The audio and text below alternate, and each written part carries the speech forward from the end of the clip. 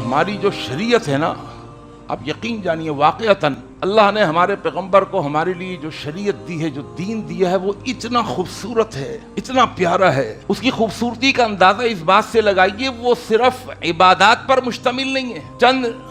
عبادات، نماز، روزہ، حج، اعتکاف، عمرہ، چند رسومات، ریچول، رسم و رواج پر مشتمل نہیں ہے، بلکہ اس کے اندر ایسی خوبیاں ہیں کہ سبحان اللہ، انسان کی عقل حیران رہ جاتی ہے کہ یہ دین، خوبصورت دین، ہماری فکر کو، ہماری سوچ کو، ہمارے خیالات کو، ہمارے تفکرات کو، ہمارے تصورات کو، ہمارے جذبات کو، ہمارے احساسات کو بڑا خوبصورت بنا دیتا ہے، منفی جذبوں کو دباتا ہے،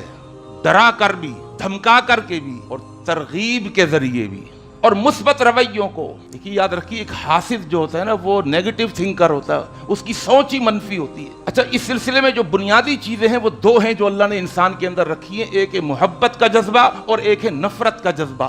یہ بنیاد ہیں، یعنی جس کو ہم کہتے ہیں خوش اخلاقی کی ساری عمارت وہ محبت کی بنیاد پر کھڑی ہوتی ہے، اور بد اخلاقی کی پوری عمارت یہ نفرت کی بنیاد پر کھڑی ہوتی ہے۔ تو ہمارے دین کی خوبی یہ ہے کہ یہ ہمارے منفی جذبات کو دباتا ہے، ڈرا کے بھی، دھمکا کے بھی،